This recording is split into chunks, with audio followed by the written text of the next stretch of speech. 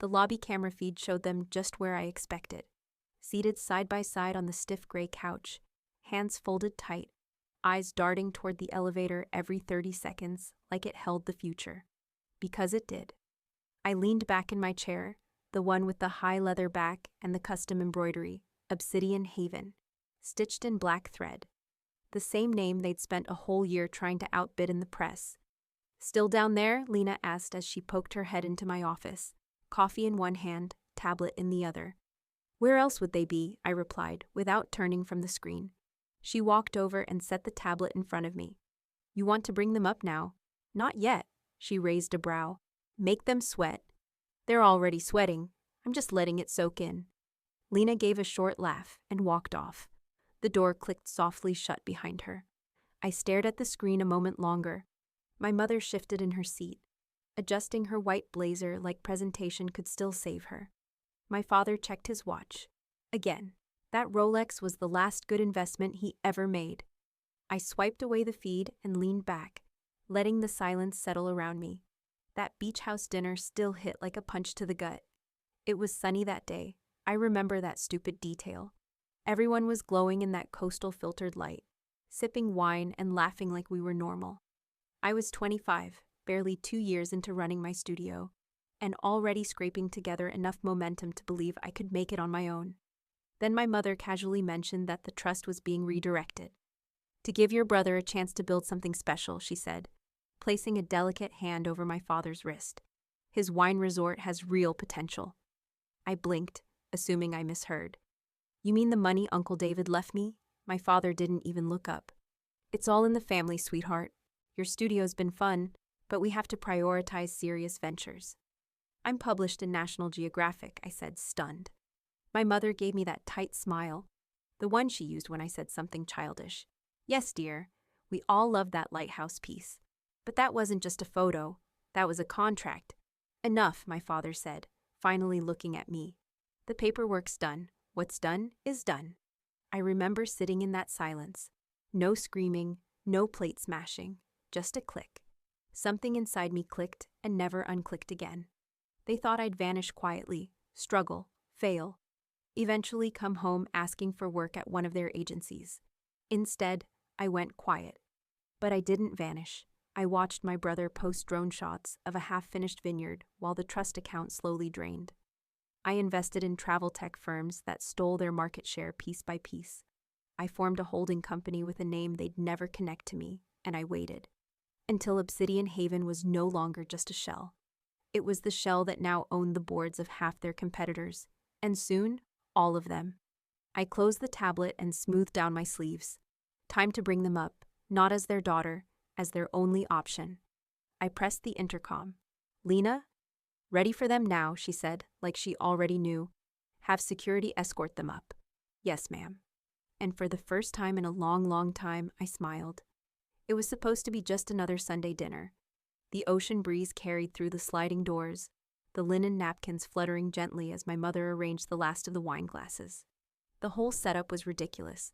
White roses in thin gold vases, custom place cards, even chilled towels rolled like sushi on porcelain trays. You'd think a senator was coming, not just their children. I sat at the far end of the table, nursing a glass of sparkling water, while my younger brother, Daniel, told some story about organic soil in Napa Valley like it was classified intel. My parents laughed in all the right places. I focused on cutting into the salmon before me, quietly counting how many minutes I could hold my tongue. My mother always liked things to feel like an event. "Darling," she said, halfway through dinner, casually dabbing her lips with a cloth napkin. "We've finalized the estate disbursement from your Uncle David." I froze, fork midair. That money, his entire estate, had been willed to me. He made it crystal clear. "So you can finally build your own life," he'd said in his last letter. "No strings, just freedom." My mother smiled across the table like she was offering me dessert. "We've decided it's going toward Daniel's resort." I blinked. "I'm sorry?" My father cleared his throat and reached for the wine. "It's done. We've put the funds into the vineyard/retreat property in St. Helena. The wine market's booming, and this way, it benefits the family legacy." I looked from one to the other. "What about my studio?" "That's what the money was for." My mother gave a soft chuckle, like I'd said something cute. Sweetheart, your studio's lovely, but let's be honest, it's more of a passion project. It's a business, I snapped. I've got clients booked out 6 months. I've been published. I pay my own rent. My father waved a hand. And we admire that, truly, but photography doesn't scale. It's not a serious path. I've tripled my revenue since last year. He sighed, as if he'd indulged me long enough. This is about the future. Daniel has real overhead. Investors, construction timelines. Your uncle would have understood. No, he wouldn't have, I said, my voice cracking. He left that money for me. And now it's helping your brother, which helps us all, my mother said. Like it was perfectly reasonable. Besides, you wouldn't want to create a wedge in the family? I felt it then, not shock. That had passed. Just the slow burn of clarity. This wasn't a misunderstanding. This wasn't poor communication. This was theft dressed in pearls. You could have told me, I said, swallowing hard. You could have asked. It wasn't your call, my father said flatly. The paperwork's already been signed. Daniel kept his eyes on his plate. Of course he did. He didn't need to speak, the deal was already done. I pushed my chair back and stood. You really never thought I'd make anything of myself, did you? I asked. That's why you didn't even hesitate. My mother opened her mouth, probably to say something rehearsed and polite. But I didn't wait. I turned and walked toward the glass doors. Outside, the sea glittered under the last streaks of orange sky. For a moment, I stood on the deck and let the wind hit my face. My hands were shaking, but not from sadness. Not anymore. That was the moment I stopped trying to prove myself. That was the moment I started building something they couldn't see coming. The news came through a text, not from Daniel, of course. He hadn't spoken to me directly in months. It was from Camilla, a girl I used to mentor back when I still had time to teach workshops. Hey, random, but didn't your brother open that vineyard up north? It's on the market. Foreclosure? Thought you'd want to know. I stared at my phone for a full minute, letting the words settle. I didn't feel joy. Not exactly. More like a cold, weightless sort of confirmation. The kind you get when the final puzzle piece clicks into place and the full picture turns out just how you thought it would. The resort failed. Of course it did. He had no clue what he was doing. No business plan, no team, no real market understanding. Just a drone pilot, and some Instagram captions about reclaiming ancestral soil. My parents poured nearly 7 figures into that fantasy. My inheritance, gone on wine barrels and yoga decks. Meanwhile, my studio was finally catching real wind. I had signed a licensing deal with a global tourism brand, Yonder. They wanted exclusive imagery of boutique destinations and off-the-grid experiences. I delivered a pitch deck and mood board that made their CMO cry. That contract alone tripled the studio's valuation overnight. By the end of the quarter, I'd gone from shooting weddings in Joshua Tree to flying drones over Icelandic volcanoes with a 12-person team and corporate backing. That's when I knew this was bigger than me now. I needed a new structure, something modular, silent, powerful, something they wouldn't see coming. Obsidian Haven was born on a quiet Tuesday, incorporated in Delaware through 2 shell firms and a law firm that specialized in anonymity. I poured my assets into it. My studio, my rights portfolio, my new licensing deals. Obsidian wasn't just a company, it was a mask, and I used it to hunt. The first acquisition was a faltering ecotourism startup in Vancouver. They had a beautiful vision and 0 operational chops. I gave them funding and infrastructure, and in return, I got their client list and exclusive booking software. Then a digital itinerary platform in Spain, a boutique yacht company in Croatia, a remote lodging directory in Chile, all under the Haven name. Then I noticed something. My parents' company, Sterling Lux Travel, had quietly started bleeding. They were losing clients to disruptive boutique networks. Revenue was down quarter after quarter. I saw the pain in press releases they didn't think anyone read. New board members, quiet layoffs. The final sign? An anonymous blog post titled, "Why Your Luxury Agent is Dying and You Don't Need Them Anymore," which trended in my industry for a week. I wrote it. I remember clicking through their leadership page late one night just to look. My mother's headshot was still the same. Sharp-shouldered blazer, pearl earrings, gaze lifted slightly as if already looking past you. They didn't even know they were bleeding because of me. That's when I moved in, quietly. Obsidian Haven began the acquisition playbook. It was all standard: initial interest, non-binding letter, deep dive financials. My name was never attached. They thought they were courting a mysterious white knight. They had no idea the cavalry had arrived years ago, and this time it was wearing armor made of everything they tried to destroy.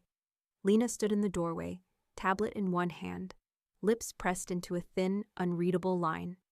"They're still downstairs," she said, nodding toward the security feed. 15 minutes and counting. I didn't answer right away. I just tapped the screen in front of me, enlarging the spreadsheet columns I'd already memorized. Sterling Lux's Q2 burn rate, their bleeding cash flow, client attrition, negative growth in all major sectors. A luxury brand rotting from the inside out. Lena walked over and set the tablet on my desk. "Want the summary?" "Give it to me." She flipped the screen toward me and began. Their client base has shrunk by 38% in 9 months. The older demographic, legacy clients, high spenders, they're defecting to newer platforms, most of them to Haven subsidiaries. Even if they don't know it, I smiled faintly at that. Bookings are down, refund requests are up. Their loyalty program's a joke now, 3 tiers of nothing. Internal morale? Bad. They've had 4 senior account managers quit this year alone. Stocks in freefall. "Brand equity?" I asked. "Flatline," she said. "The luxury travel world's moved on. And you moved it." I leaned back in my chair, watching the feed again. My mother had stood up now, pacing with that tight-jawed expression she wore whenever things slipped out of her control. My father stayed seated, fidgeting with his tie, like the right knot might fix the whole mess. "And the request?" Lena pulled up another file. "They reached out to Haven 3 times in the last 2 weeks, all vague. Strategic partnership language. The usual panic-laced fluff. But yesterday, their lead counsel finally said it plain. They want to sell, quietly. They need a lifeline, and they think you're it." I tilted my head, pretending to think about it. I'd already known this would happen. We engineered it to happen. "And they still have no idea who they're meeting?" Lena grinned. "Not a clue. The name on the email invitation was R. Leclerc, that shell alias you set up last year. They're expecting some mysterious executive from Monaco or Geneva. Probably older, male." I turned back to my desk and opened the folder. Inside, the full acquisition terms. Already drafted. Already aggressive. Obsidian Haven was offering pennies on the dollar.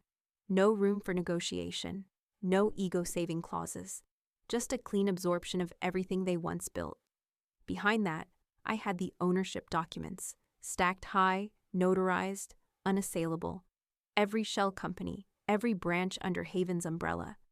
All roads led back to me. Lena crossed her arms. "You sure you're ready for this?" "I've been ready for 5 years." She nodded once, then tapped her comms. "Security, send them up." I closed the folder with a quiet snap and stood. Time to let them meet their savior, and realize they gave birth to her. The conference room was all glass and skyline, sleek, cold, and deliberate, designed to impress and intimidate. The table stretched like a runway of power. I stood at the far end, back turned to the double glass doors, facing the windows. I heard them before I saw them. Heels clipped the floor first. My mother, no doubt, always the one to walk a step ahead. Then the slower, heavier shuffle of my father. He always moved like the room owed him something. "Mr. and Mrs. Sterling," Lena said politely from the threshold. "The executive will be with you shortly." I could hear the uncertainty already tightening their voices. "Where's Mr. Leclerc?" my mother asked. Her tone was careful, trying to sound confident, but I knew the edge of strain when I heard it. "We were told he'd be leading the negotiation." Lena gestured to the table. "Please have a seat. We're about to begin." I stayed perfectly still, watching their reflection in the window. They took their places slowly, unsure. My father cleared his throat. "This office is impressive." "It's efficient," my mother said. "European." They were performing for whoever they thought I was. Rich, male, powerful. Someone they could charm, maybe even manipulate, if they smiled just right. They had no idea. My hands rested on the folder in front of me, black, leather-bound, embossed with the Obsidian Haven insignia. Inside, every document, every signature, every share they were about to hand over. The deal had already been done. They just didn't know who they'd sold to. My voice was calm when I finally spoke. "You can begin your pitch," my mother startled. My father blinked. I turned slowly, walking to the head of the table. Not rushing, not smiling. My mother's face dropped first. Her eyes widened, then narrowed, like she was trying to convince herself she was seeing it wrong. My father sat motionless, mouth slightly open, shoulders stiff. I took the seat at the head of the table. Their heads turned toward me like magnets, speechless. "Hello, Mother," I said. "Father." My mother's mouth opened, but nothing came out. I let the silence stretch just long enough to break them.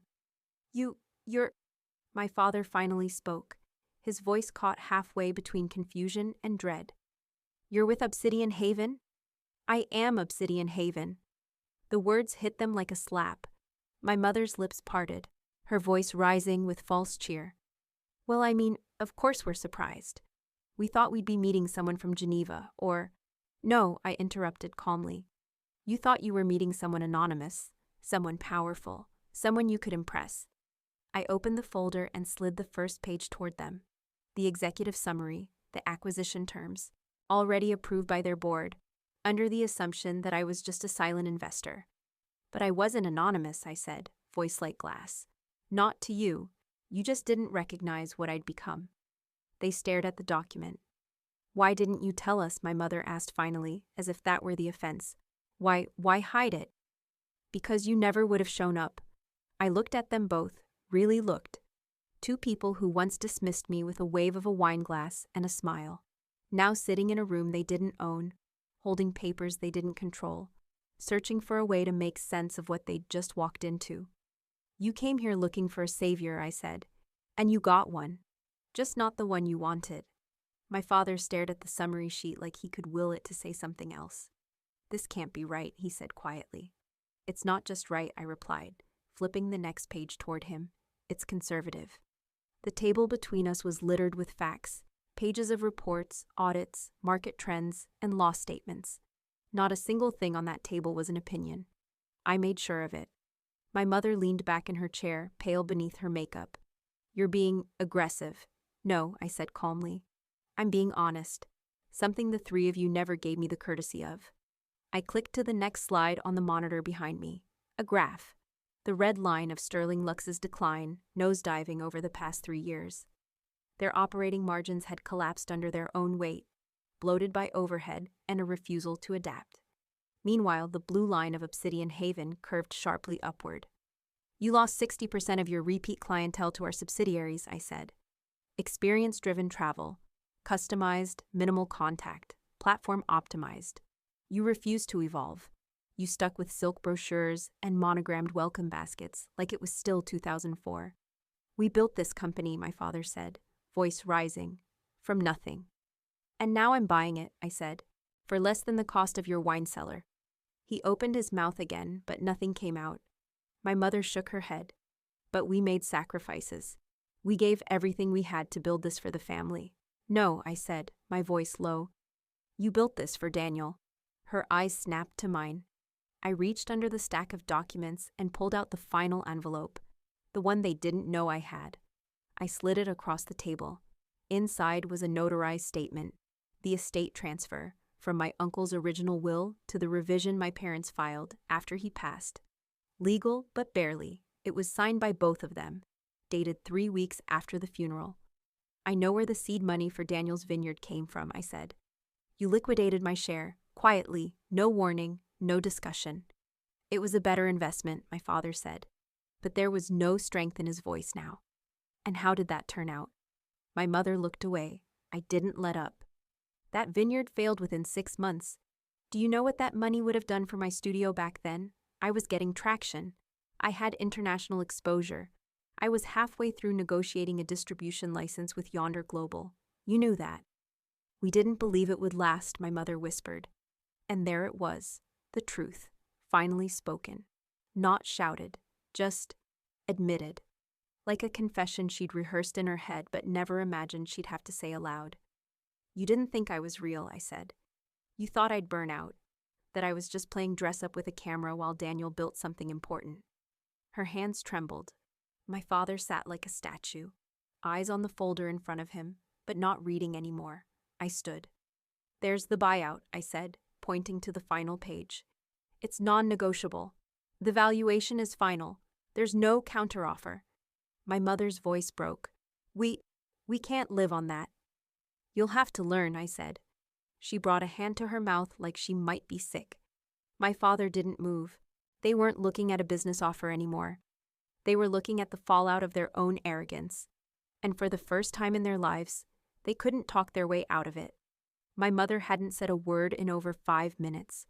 Her hands rested stiffly on the table, knuckles pale. My father just stared at the acquisition papers like they might bite him if he moved too fast. I let the silence settle, heavy and unkind. Then I reached for the final folder. It was thinner than the others. No numbers, no projections. Just 2 crisp sheets, side by side, each with a name at the top, Margot Sterling, Thomas Sterling. I slid them forward. What's this? My father asked, his voice hoarse. An opportunity, I said. Technically. My mother glanced down, scanning the first few lines. Her lips parted slightly as her eyes widened. These are job offers, she whispered. I nodded once. Yes, junior onboarding roles, client experience transition coordinators, to be specific. You'll be guiding incoming customers through our digital travel concierge suite. You're offering us entry-level positions, my father said slowly, like the phrase alone offended him.